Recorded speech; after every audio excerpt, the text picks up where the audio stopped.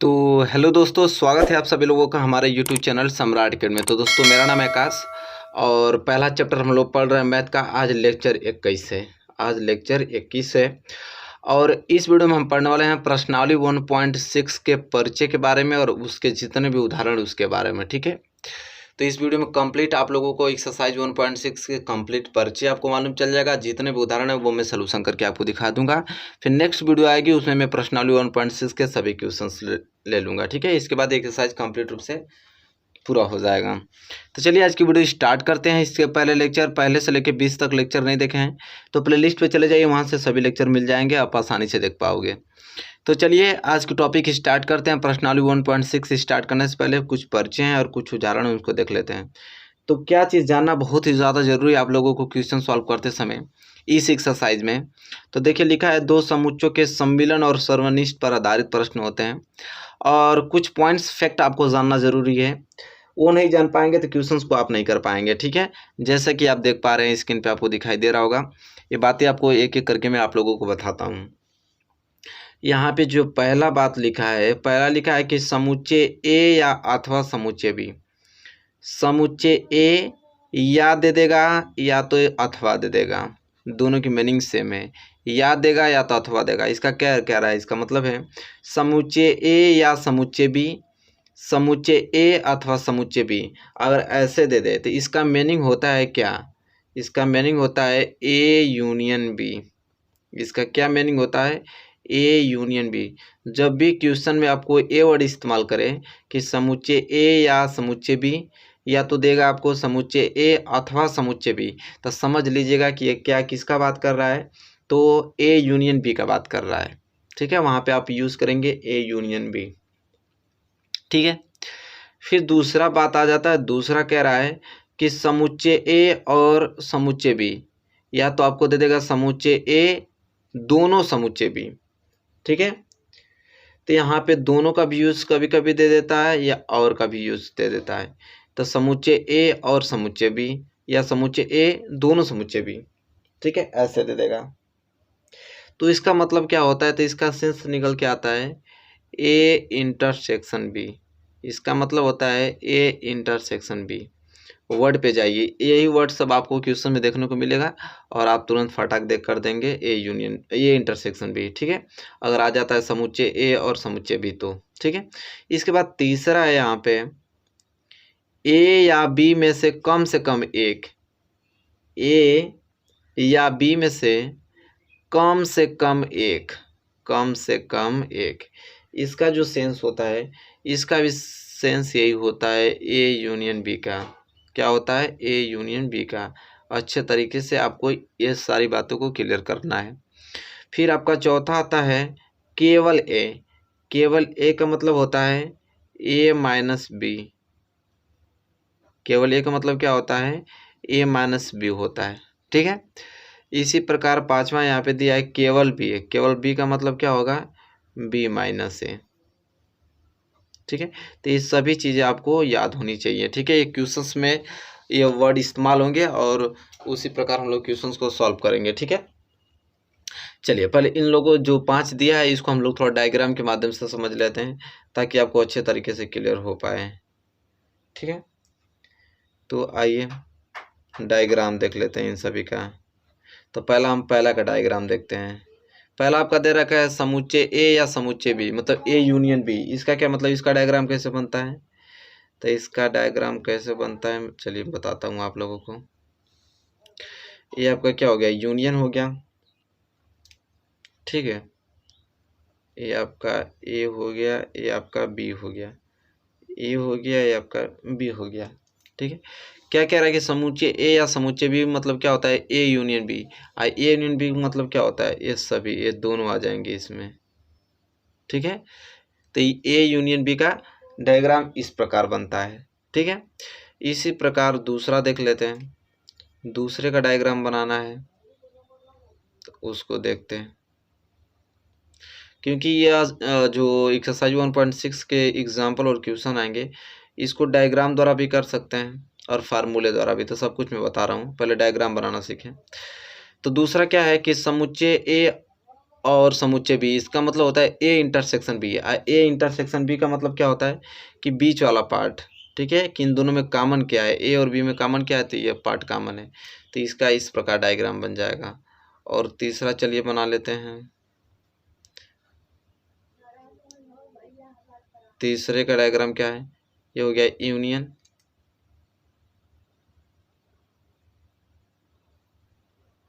ए हो गया, यह बी हो गया। तीसरा क्या बोल रहा है यहाँ पे कि ए या बी में से कम एक, इसका मतलब भी क्या होता है, ए यूनियन बी। तब ए यूनियन बी का मतलब क्या हो जाएगा, दोनों आ जाएगा इसमें, ठीक है, ये दोनों सेट हो जाएगा, दोनों को छायांकित कर देंगे। इसके बाद चौथा है, चौथा बना लेते हैं। डायग्राम बनाना बहुत ही ज़्यादा जरूरी है, इससे बहुत ही क्वेश्चन आसानी से सॉल्व हो जाते हैं। ये आपका यूनियन हो गया, ये हो गया ए, ये हो गया बी। चौथा क्या दे रखा है, केवल ए। केवल ए का मतलब क्या होता है, ए माइनस बी। केवल ए का मतलब क्या हो जाएगा, सिर्फ केवल ए लेना हमको, तो केवल ए क्या हो जाएगा, ए माइनस बी। मतलब इस पूरे ए में से बी का जो पार्ट है इसको घटा देंगे, तो बी का पार्ट ये पूरा इसको घटा देंगे, तो केवल ए आपका इतना ही तो बचेगा, ये आपका केवल ए हो जाएगा।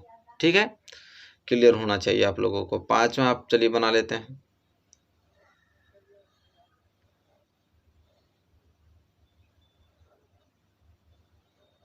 ये आपका यूनियन हो गया, ये हो गया ए बी। ठीक है, देखिए ये यू का मतलब समझ रहे हैं क्या होता है, यूनिवर्सल सेट, मतलब कि सार्वत्रिक समुच्चय होता है। ठीक है, मैं यूनियन कह रहा हूँ, सॉरी, इसके लिए क्षमा चाहता हूँ आप लोगों से। यूनियन नहीं, यूनिवर्सल सेट होता है, यूनिवर्सल सेट। फिर ये हो गया आपका ए और बी। और पांचवा क्या बोल रहा है, केवल बी। केवल बी का मतलब क्या होता है, बी माइनस ए। केवल बी का मतलब बी माइनस ए, बी में से ए का पार्ट घटा दीजिए, तो केवल बी, सिर्फ यही तो बचेगा। ठीक है, तो इस प्रकार पांच मैंने बताया आप लोगों को, 5 वर्ड्स और पांचों का डायग्राम बना के अच्छे से दिखा दिया आप लोगों को। ठीक है, ये यूनिवर्सल सेट होता है। क्या होता है, यूनिवर्सल सेट, सार्वत्रिक समुच्चय। ठीक है, मैं कई बार यूनियन इसको कह दिया, तो यूनियन नहीं होता है, ये क्या होता है, सार्वत्रिक समुच्चय होता है। ठीक है, तो ये सारी चीज़ें क्लियर हो गया आप लोगों को अच्छे तरीके से। ठीक है, चलिए अब आगे की चीज़ें पढ़ते हैं। यहाँ तक अगर आपको क्लियर हो गया हो तो अब चलिए मैं एक फार्मूला बताता हूँ, उस फार्मूले पे भी क्वेश्चंस आप लगा पाओगे और डायग्राम से भी आप क्वेश्चंस को लगा पाएंगे आसानी से। तो चलिए मैं फार्मूला बता देता हूँ आप लोगों को। तो वो फार्मूला ये है, वह फार्मूला क्या है कि एन ए यूनियन बी बराबर N A plus N B minus N A intersection B. अब यह फार्मूला पे आप लोगों के जितने भी क्वेश्चंस बनेंगे सब इस फार्मूले पे हल हो जाएंगे। जितने भी क्वेश्चन है सब इस फार्मूले पे आप लोगों को क्या होगा, सॉल्व हो जाएगा। ठीक है, तो चलिए मैं इसको डिफाइन कर देता हूँ, आखिर फार्मूला कहना क्या चाहता है यहाँ पे। जैसे मैं कोई ए सेट मान लेता हूँ, ए सेट के अवयव हो गया 2 4 10। ठीक है, कोई मैं एक ए सेट मान लेता हूँ। और एन ए का मतलब समझते हैं क्या होता है, एन ए का मतलब होता है नंबर ऑफ एलिमेंट्स। क्या होता है, number of element, number of elements in set A, in set ए मतलब समुच्चय ए में अवयवों की संख्या, समुच्चय ए में अवयवों की संख्या, अवयवों की संख्या। ठीक है, ये होता है।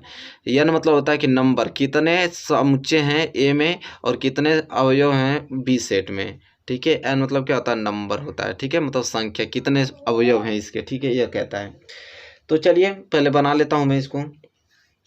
यहाँ तक आपको क्लियर हो गया होगा ना कि मतलब क्या कहना चाहता है। ए यूनियन बी का मतलब क्या होता है, ए यूनियन बी के कितने अवयव हैं उसकी संख्या ये दर्शाता है एन। ठीक है, और ए एन ए का मतलब कि जो सेट ए है उस ए में कितने अवयव हैं ये दर्शाता है। इसी तरह सेट बी में कितने अवयव हैं ये इस नंबर को दर्शाता है। और ए इंटरसेक्शन बी, ए और बी में जितने अवयव कॉमन है उसको ये दर्शाता है। इस फार्मूला आपको याद होना चाहिए किसी कीमत पे। ठीक है, आई होप आपको क्लियर हो गया होगा मेरे प्यारे विद्यार्थियों। ठीक है, तो ये फार्मूला आपको एकदम क्लियर होना चाहिए अच्छे तरीके से। ठीक है, अच्छे तरीके से यह फार्मूला आप लोगों को क्या होना चाहिए, क्लियर हो जाना चाहिए। तो चलिए इस फार्मूले पे अब कितने भी एग्जाम्पल बनते हो एग्जाम्पल देखने वाले हम लोग, और अच्छे तरीके से उन सारे एग्जाम्पलों को हम लोग करेंगे, ठीक है। तब आपको समझ में आएगा कि हाँ इस फार्मूले का यूज़ कैसे करते हैं, ठीक है।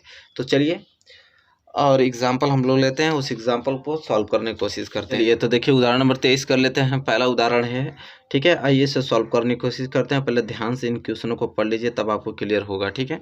देखिए क्वेश्चन ये कह रहा है कि यदि x और y दो ऐसे समुच्चय हैं कि x यूनियन y में 50 अवयव, x में 28 अवयव हैं और y में कितने अवयव हैं, 32 अवयव हैं, तो यक्स इंटरसेक्शन वाई में कितने अवयव हैं। तो देखिए सिंपल है क्वेश्चन को सॉल्व करना, फार्मूला आपको याद होगा, तो अभी जस्ट मैंने फार्मूला डिस्कस किया था। इसके पहले जो भी क्वेश्चन में दिया पहले उसको लिख लेते हैं, ठीक है।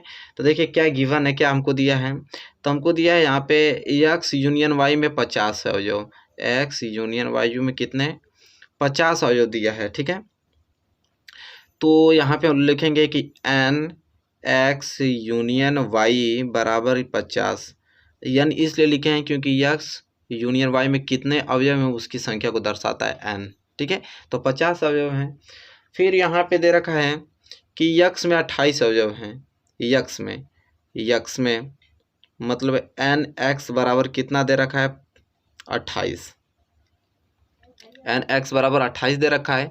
और कह रहा वाई में 32 अवयव है, मतलब एन वाई, मतलब वाई समुच्चय में जो वाई है, वाई समुच्चय में कितने अवयव हैं, तो 32 दिया हुआ है, सिंपल। और पूछा हमसे क्या कि एक्स इंटरसेक्शन वाई में कितने अवयव हैं, तो हमसे पूछा है कि N number of X intersection Y बराबर क्वेश्चन मार्क के हमसे पूछा है, ठीक है। तो सब कुछ दे रखा है, सिर्फ हमको फार्मूले पे पुटअप करना है। और फार्मूला आपका क्या बन जाएगा यहाँ से कि एन एक्स यूनियन वाई बराबर एन एक्स और प्लस एन वाई और माइनस क्या था यहाँ पे एन एक्स इंटरसेक्शन वाई, ठीक है। इस फार्मूले पे हमको इस क्वेश्चन को सॉल्व कर देना है। सब कुछ वैल्यू दे रखा है, सिर्फ हमको पुटअप करना है यहाँ पे, ठीक है। तो यहाँ पे नंबर एक्स यूनियन वाई का कितना दे रखा है 50 बराबर एन एक्स में कितने समुच्चय हैं, तो देखिए एन एक्स बराबर 28 दिया था, यहाँ पे 28 लिख देंगे, प्लस एन वाई बराबर कितना 32 दे रखा है 32। हमसे पूछा है एन एक्स इंटरसेक्शन वाई का, तो इसको निकाल लेते हैं। तो यहाँ पे हो जाएगा 50 बराबर, ये दोनों जुड़ जाएगा तो 8 2 10, 3 2 5 1 6, कितना हो जाएगा 60। फिर minus N X intersection Y, देखिए माइनस एन इंटरसेक्शन वाई इधर आ जाएगा तो हो जाएगा plus N X intersection Y बराबर इधर रहेगा 60 ही, यह प्लस 50 उधर जाएगा तो माइनस 50 में चला जाएगा। ये हो जाएगा एन एक्स इंटरसेक्शन वाई बराबर कितना 60 में से 50 जाएगा तो कितना हो जाएगा 10। आइए हमसे पूछा था, आइए हम मालूम कर दिया हम लोगों ने, ये हो जाएगा आंसर, सिंपल। तो कितना आसान क्वेश्चन है। तो ये फार्मूला का खेल है, फार्मूला आपको आ गया, ठीक है। तो इस क्वेश्चन को आसानी से कर पाओगे, ठीक है। और जो वर्ड में बताया हूँ आप लोगों को जो याद करना जरूरी था, आप लोगों को इसको जरूर याद कर लीजिएगा कि यह वर्ड का मीनिंग क्या होता है, यह आपको क्वेश्चंस में देखने को मिलेगा अभी, ठीक है। तो चलिए अब हम लोग ये उदाहरण 23 था, अब उदाहरण और नेक्स्ट उदाहरण की तरफ बढ़ते हैं, उदाहरण नंबर 24 की तरफ, और उसको देखते हैं। चलिए देखिए उदाहरण नंबर 24 आ गया यहाँ पे। उदाहरण 24 क्या कह रहा है कि एक विद्यालय में 20 अध्यापक है जो गणित या भौतिक पढ़ाते हैं। इनमें से 12 गणित पढ़ाते हैं और 4 भौतिकी और गणित दोनों को पढ़ाते हैं। कितने अध्यापक भौतिकी पढ़ाते हैं। देखिए क्वेश्चन बहुत ही ज़्यादा प्यारा प्रश्न है। अब ये क्वेश्चन क्या कह रहा है इसको ध्यान से समझिए। तो चलिए हल करते समय समझते हैं इसको। तो कह रहा है यहाँ पे कि एक विद्यालय में 20 अध्यापक हैं जो गणित और भौतिकी पढ़ाते हैं। तो किन किन विषयों की बात हो रही है, गणित की और भौतिकी की। तो हम यहाँ पे जो गणित है, गणित को हम किससे डिनोट कर देते हैं, एम से, और जो भौतिकी है, भौतिकी, ठीक है, भौतिकी को हम किससे डिनोट कर देते हैं, पी से, मतलब फिजिक्स से, ठीक है। अब देखिए हमको दे रखा है यहाँ पे कि एक विद्यालय में 20 अध्यापक है जो गणित या भौतिक पढ़ाते हैं, जो गणित या क्या पढ़ाते हैं, भौतिकी पढ़ाते हैं। एक विद्यालय में 20 अध्यापक हैं जो गणित या भौतिकी पढ़ाते हैं। तो हम लोग लिखेंगे नंबर एम यूनियन पी, ठीक है। एम यूनियन पी, जिस वहाँ पे ए यूनियन बी था तो यहाँ पे एम यूनियन पी मान लेंगे, क्योंकि हम गणित के लिए माने हैं, पी भौतिकी के लिए। तो कितने हैं? 20 अध्यापक हैं। 20 अध्यापक ऐसे हैं जो कि गणित भी पढ़ाते हैं, भौतिक पढ़ाते हैं, दोनों। ठीक है, क्लियर। अब कह रहा है इनमें से 12 गणित पढ़ाते हैं। इनमें से जो 12 है क्या पढ़ाते हैं? गणित पढ़ाते हैं। ठीक है, अब देखिए, आप सोचेंगे कि मैं एम यूनियन पी क्यों लिखा हूँ। तो यहाँ पे क्या लिखा है कि एक विद्यालय में 20 अध्यापक है जो गणित या भौतिकी पढ़ाते हैं। यहाँ पे क्या आ गया? या। क्या आ गया? या आ गया।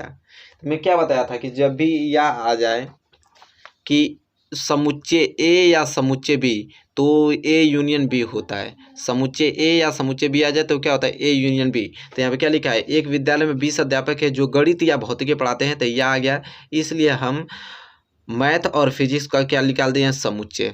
ठीक है, तो नंबर एम यूनियन पी बराबर क्या हो जाएगा? 20। क्लियर, कोई दिक्कत नहीं है। इनमें से 12 गणित पढ़ाते हैं। इनमें से जो 12 हैं वो क्या पढ़ाते हैं? गणित पढ़ाते हैं। तो यहाँ पे नंबर जो है वो मैथ पढ़ाने की कितनी है? 12। मैथ पढ़ाने वाले लोगों की संख्या 12 है। और 4 भौतिकी पढ़ाते हैं। 4 भौतिकी और गणित, जो 4 हैं वो भौतिकी और आ गया, भौतिकी और गणित दोनों को पढ़ाते हैं। भौतिकी और गणित दोनों को पढ़ाते हैं। तो मेरे प्यारे विद्यार्थियों, मैंने बताया था कि समुच्चय ए और समुच्चय बी आ जाए तो हम क्या? ए इंटरसेक्शन बी, और का बात आ गया ना। तो समुच्चय ए और समुच्चय बी आ जाए तो हम ए इंटरसेक्शन बी निकालते हैं। तो यहाँ पे क्या आ गया? भौतिकी और गणित दोनों को पढ़ाते हैं। मतलब कि नंबर मैथ इंटरसेक्शन फिजिक्स बराबर कितना? 4 दे रखा है संख्या इनकी। ठीक है, मैंने इसलिए वर्ड बताया था कि वर्ड आ जाएगा तो इसका मतलब क्या होता है, इस प्रकार आप आसानी से सॉल्व कर पाएंगे। तो यहाँ पे सब कुछ दे रखा है। पूछा हमसे क्या? कितने अध्यापक भौतिकी पढ़ाते हैं, मतलब कि नंबर फिजिक्स, मतलब कितने ऐसे अध्यापक हैं जो कि सिर्फ फिजिक्स पढ़ाते हैं, ये पूछा है। तो सिंपल है, सब कुछ डाटा हमारे सामने है, हमको सिर्फ फार्मूला लिखना है। अब फार्मूला क्या होता है कि N number M union P, क्योंकि वहाँ पे ए और बी था लेकिन यहाँ पे एम और पी थे, या इसलिए हम एम पी लगाएंगे। ठीक है, नंबर एम यूनियन पी बराबर N M plus N P minus N M intersection P. ठीक है, तो फार्मूला बन गया। अब इस पर रख दीजिए आप लोग। एन एम यूनियन पी दिया है आप लोगों को कितना? 20। तो यहाँ हो जाएगा 20 बराबर N M. N M math पढ़ाने वालों की संख्या कितनी है? 12 है, तो 12 प्लस फिजिक्स पढ़ाने वालों की संख्या ज्ञात करना है, तो ये ऐसे ही छोड़ देंगे, माइनस दोनों मतलब मैथ और फिजिक्स दोनों पढ़ाते हैं, तो उनकी संख्या कितनी है? 4 है, तो 4 लिख देंगे। इसे हल कर देते हैं तो 20 बराबर 12, 12 में से 4 जाएगा तो क्या हो जाएगा? 8 प्लस एन पी। ठीक है, तो हो जाएगा 20 प्लस 8 इधर जाएगा तो -8 बराबर इधर क्या बच जाएगा? N P. ठीक है, एन पी 20 में से 8 जाएगा तो हो जाएगा 12, 12 बराबर एन पी। ठीक है, मतलब इसको इस तरह लिख सकते हैं एन पी बराबर 12। मतलब फिजिक्स पढ़ाने वाले जो अध्यापकों की संख्या वो कितनी आ गई? 12 आ गई। यही हो जाएगा आपका आंसर। तो मेरे प्यारे विद्यार्थियों, आपको उदाहरण नंबर 24 भी अच्छे तरीके से समझ में आ गया होगा। ठीक है, जो डाटा दिया रहता है उसमें और या उसकी मीनिंग आगे से बता दिया हूँ, बस आपको इतना चीज़ आपको निकालना होता है। इतना चीज़ निकाल देंगे, इसके बाद फार्मूला पुटअप करेंगे और आंसर आपके हाथों में रहेगा। ठीक है, तो बहुत ही सिंपल है। चलिए, उदाहरण 24 क्लियर हो गया। अब उदाहरण हम 25 की ओर बढ़ते हैं, उसको हल करने की कोशिश करते हैं। चलिए आइए उदाहरण 25 पढ़ लेते हैं, उदाहरण 25 से। और देखिए बहुत प्यारा प्रश्न है, इसको सॉल्व करने की कोशिश करते हैं बहुत अच्छे तरीके से। तो मेरे प्यारे विद्यार्थियों, देखिए क्या दे रहा है यहाँ पे कि 35 विद्यार्थियों की एक कक्षा में 35 विद्यार्थियों की एक कक्षा में 24 क्रिकेट खेलना पसंद करते हैं और 16 फुटबॉल खेलना पसंद करते हैं। इसके अतिरिक्त प्रत्येक विद्यार्थी कम से कम एक खेल अवश्य पसंद करता है। ठीक है, कितने विद्यार्थी क्रिकेट और फुटबॉल दोनों खेलना पसंद करते हैं? देखिए बहुत ही प्यारा प्रश्न है, तो इसे सेम उसी पैटर्न पे हल करेंगे। जो दिया पहले उसको लिख लेंगे। ठीक है, तो बात हो रही है किसकी? क्रिकेट की बात हो रही है और फुटबॉल की बात हो रही है। ठीक है, तो हम लोग क्रिकेट को किससे डिनोट कर देते हैं? क्रिकेट को हम लोग सी से डिनोट कर देते हैं और फुटबॉल की बात हो रही है ना, तो फुटबॉल को किससे डिनोट कर देते हैं, एफ से, फुटबॉल। ठीक है, अब कह रहा है यहाँ पे कि 35 विद्यार्थियों की कक्षा में 24 क्रिकेट खेलना पसंद करते हैं, 24 विद्यार्थी क्रिकेट खेलना पसंद करते हैं, तो नंबर एनसी, एनसी मतलब क्रिकेट खेलने वालों की संख्या कितनी होगी, 24 दे रखा है। और कह रहा है और 16 फुटबॉल खेलना पसंद करते हैं, मतलब एन एफ, फुटबॉल खेलने वाले की संख्या कितना है, 16 है, तो एन एफ हम 16 लिख देंगे। ठीक है, और कह रहा है कि यहाँ पे 35 विद्यार्थी की एक कक्षा है। ठीक है, मतलब 35 विद्यार्थी टोटल कक्षा में हैं, तो टोटल विद्यार्थी 35 हैं, तो इसको हम लोग लिखेंगे एन सी यूनियन एफ बराबर 35, मतलब कि क्रिकेट खेलने वाली संख्या और फुटबॉल खेलने वाले की संख्या। ठीक है, ये टोटल विद्यार्थी कितने हो गए, यहाँ पे 35 हो गए हैं। ठीक है, तो यहाँ पे लिखा है कि 16 फुटबॉल खेलना पसंद करते हैं, इसके अतिरिक्त प्रत्येक विद्यार्थी, देखिए क्या लिखा है कि इसके अतिरिक्त प्रत्येक विद्यार्थी कम से कम एक खेल अवश्य पसंद करता है। प्रत्येक विद्यार्थी, प्रत्येक विद्यार्थी का मतलब 35 विद्यार्थी, 35 विद्यार्थी ऐसे हैं जो कम से कम एक खेल अवश्य पसंद करते हों। तो 35 विद्यार्थी को, जो विद्यार्थी हैं उसको मैंने यहाँ से नोट कर दिया कि सी यूनियन एफ बराबर टोटल 35 विद्यार्थी हैं जो कि एक खेल तो खेलना पसंद करते ही हैं। तो 35 विद्यार्थी में से अगर सभी एक खेल मतलब खेलना पसंद करें तो 35 तो हो ही जाएंगे टोटल, मतलब 35 को 35 कोई ना कोई खेल खेल रहे हैं, इसलिए चाहे वो क्रिकेट खेलें चाहे फुटबॉल, दोनों में से कोई ना कोई एक खेल रहे हैं। तो सी यूनियन एफ बराबर क्या हो गया, 35 हो गया। ठीक है, यहाँ तक क्लियर हो गया। फिर कह रहा है यहाँ पे कि कितने विद्यार्थी क्रिकेट और फुटबॉल दोनों खेलना पसंद करते हैं, पूछ रहा है ऐसे कितने विद्यार्थी हैं जो कि क्रिकेट और फुटबॉल दोनों खेलना पसंद करते हैं। तो यहाँ पे निकालने के लिए क्या बोल रहा है हमसे, सी इंटरसेक्शन एफ निकालने के लिए बोल रहा है। तो ठीक है, तो चलिए आइए यहाँ पे सी इंटरसेक्शन एफ निकाल लेते हैं। अब सब कुछ डाटा हमारे पास क्लियर है, तो हमको सिर्फ यहाँ पे फार्मूले की आवश्यकता है, फार्मूला लिखेंगे और आंसर आपके हाथों में रहेगा। तो फार्मूला क्या बन जाएगा कि एन सी यूनियन एफ बराबर N C plus N F minus N C intersection F. ठीक है, तो C N C union F का वैल्यू दे चुका है, आगे से देख पा रहे हैं 35, और क्रिकेट खेलने वालों की संख्या कितना है 24, और फुटबॉल खेलने वालों की संख्या कितना है 16।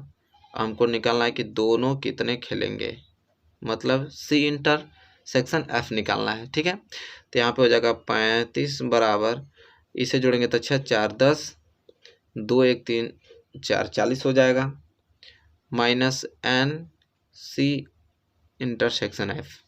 तो यहाँ से हो जाएगा क्या आपका, यह माइनस इतना चीज़ माइनस में इधर चला जाएगा तो प्लस में हो जाएगा कि एन सी इंटरसेक्शन एफ बराबर, इधर आपका 40 ही रहा, या 35 उधर जाएगा तो -35 में बदल जाएगा। ठीक है, तो हो जाएगा एन सी इंटरसेक्शन एफ बराबर 40 में से 35 जाएगा तो बच जाएगा 5, बात खत्म। ये हो गया इसका आंसर।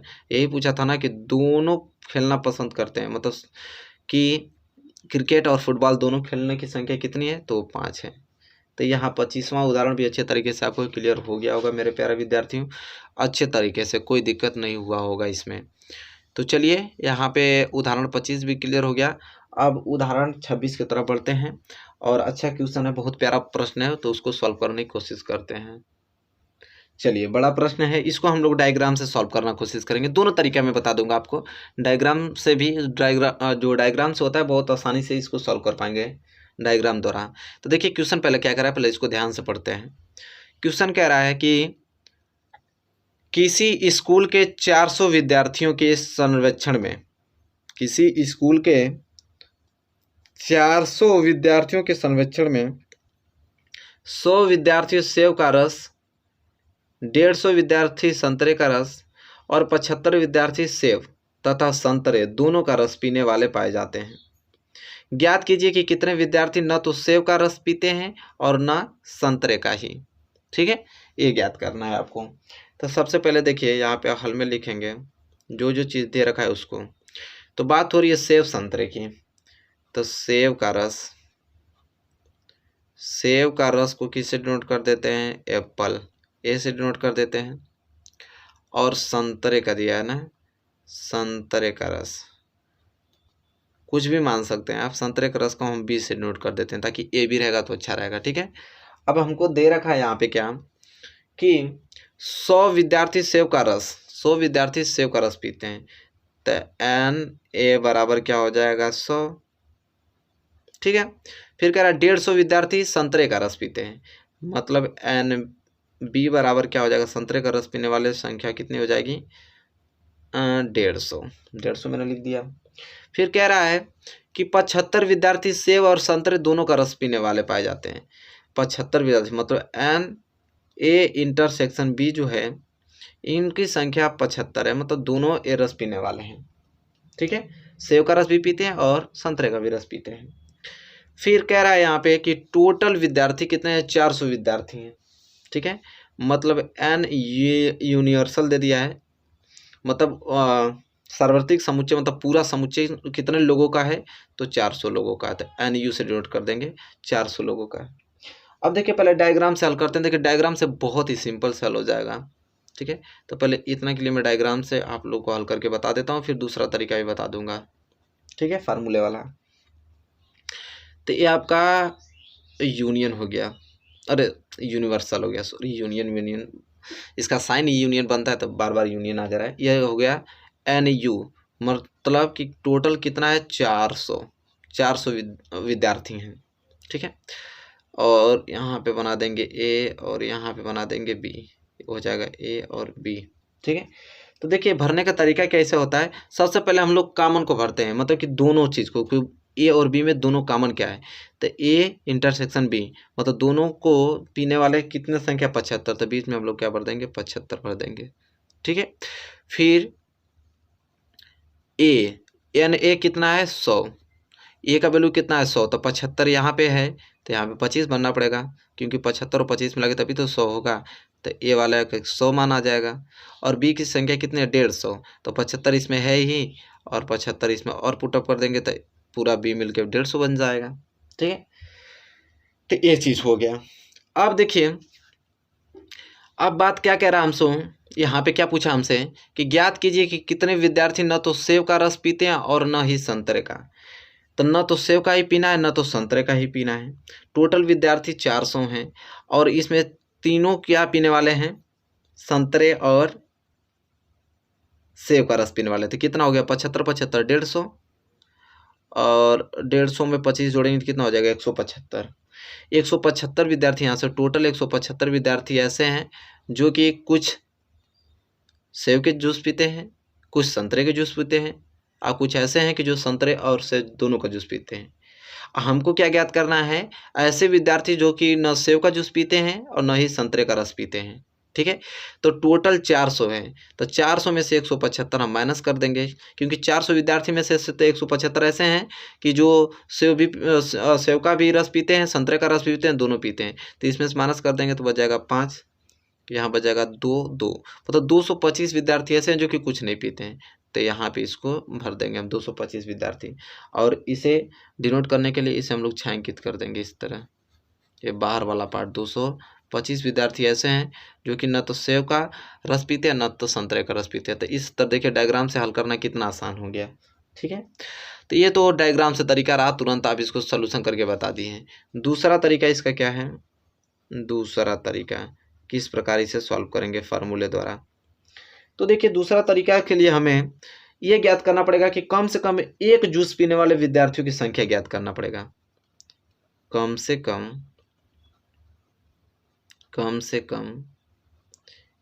एक जूस पीने वाले, कम से कम एक जूस पीने वाले विद्यार्थी, कम से कम एक जूस तो पिए ही, कम से कम एक जूस पीने वाले विद्यार्थियों। अब कम से कम आ गया तो कम से कम का मतलब क्या होता है, यूनियन होता है, मतलब एन ए यूनियन बी ज्ञात करना है हमको। कम से कम का वैल्यू तो यही होता है, मैंने आगे से बताया था, कम से कम का वर्ड का मतलब यही होता है, ए यूनियन बी, ये हमको ज्ञात करना है।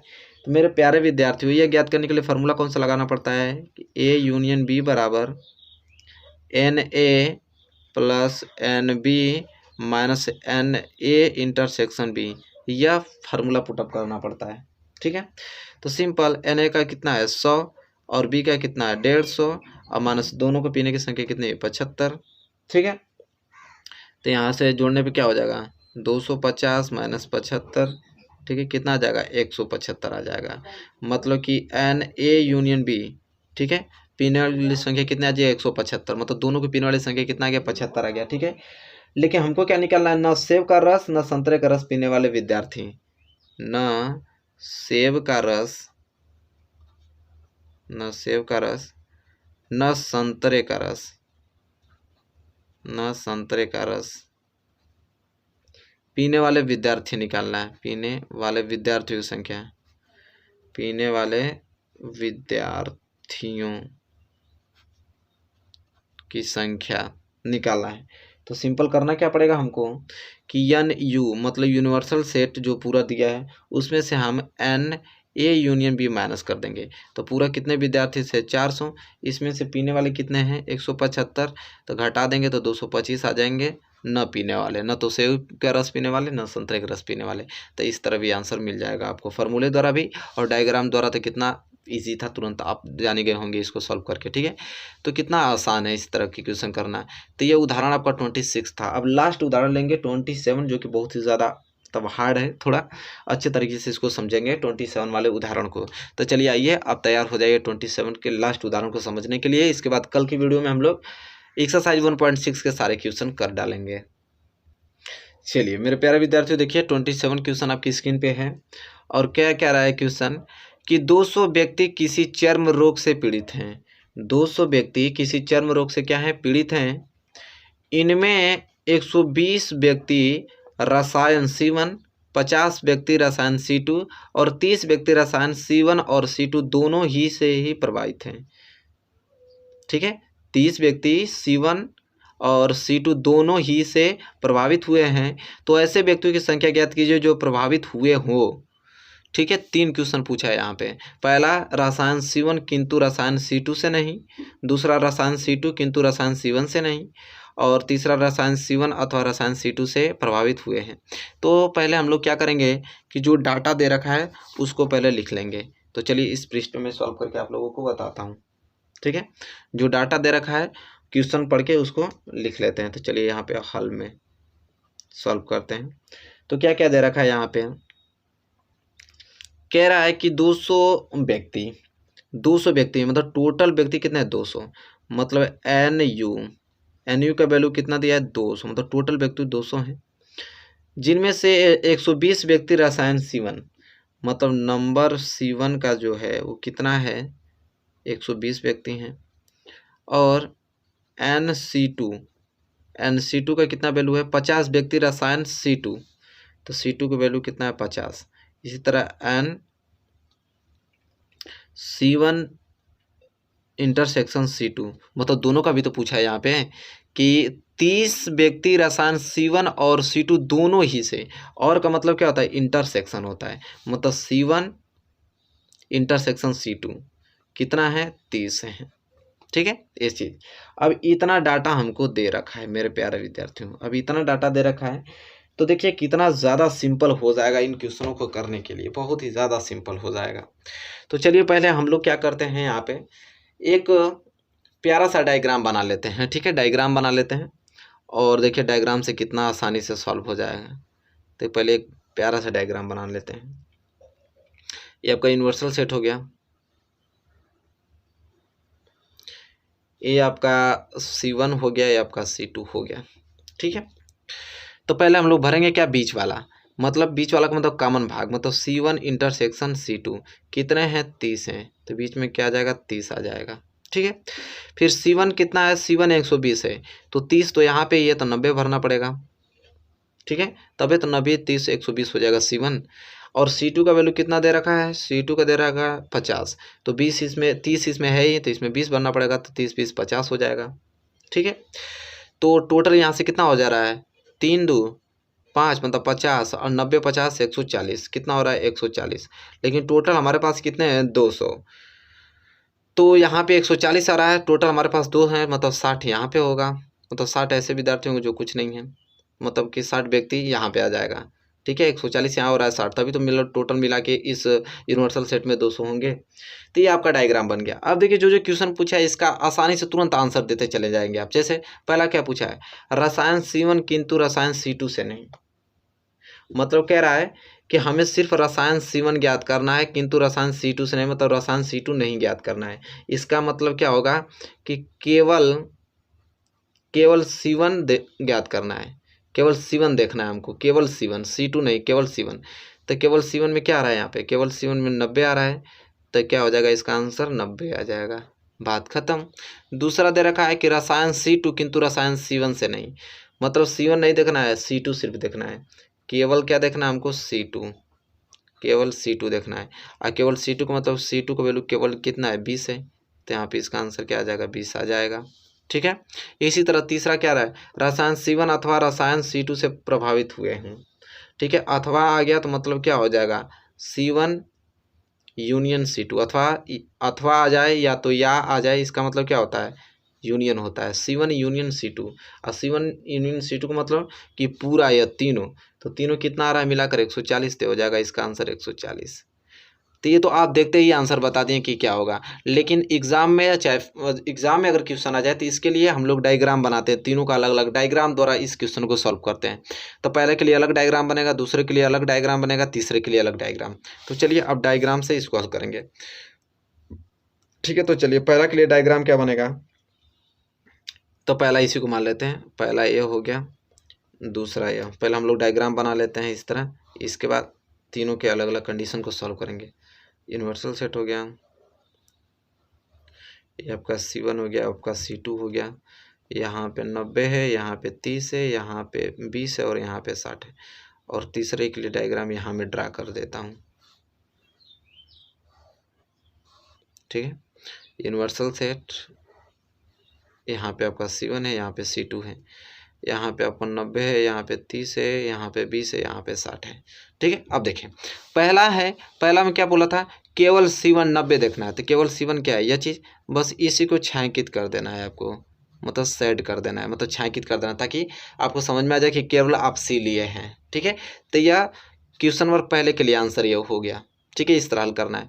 और दूसरा क्या है, केवल C2, केवल C2 लेना है, केवल C2 का मतलब सिर्फ यह वाला भाग, सिर्फ 20 को, इसको छायांकित कर देना है, बस ये आंसर हो गया दूसरे का, ये दूसरा है। ठीक है, और तीसरा क्या करा कि C1 यूनियन C2 मतलब 140, मतलब सभी को लेना है, मतलब C1 यूनियन C2 मतलब ये सभी को छायांकित कर देना है आपको, सभी को छायांकित कर देना, ये तीसरे के लिए आंसर हो गया। तो बस आपका कंप्लीट हो गया, बस सब कुछ करना ही नहीं है इसमें। तो यहाँ पे आप लोगों का अच्छे तरीके से उदाहरण 27 भी क्लियर हो गया हो मेरे प्यारे विद्यार्थियों। तो इस वीडियो में आप लोगों ने प्रश्नावली 1.6 के लिए परिचय देख लिया आपने अच्छे तरीके से, और उदाहरण देख लिया। अब कल की वीडियो में एक्सरसाइज 1.6 के सारे क्वेश्चन करा दिया जाएगा, फिर इसके बाद यह प्रश्नावली अच्छे तरीके से आपको क्लियर हो जाएगी। तो मेरे प्यारे विद्यार्थियों, आई होप आपको सारी चीज़ें क्लियर हो गई होंगी। और ये बताइए कि वीडियो आपको कैसी लगी है। वीडियो अच्छी लगी तो प्लीज़ लाइक कर दीजिए, और चैनल पर नए हैं तो प्लीज़ चैनल को सब्सक्राइब कर लीजिए, साथ ही साथ बेल आइकन को भी प्रेस कर लीजिए। तब तक के लिए दोस्तों धन्यवाद, मिलेंगे आपसे नेक्स्ट वीडियो में।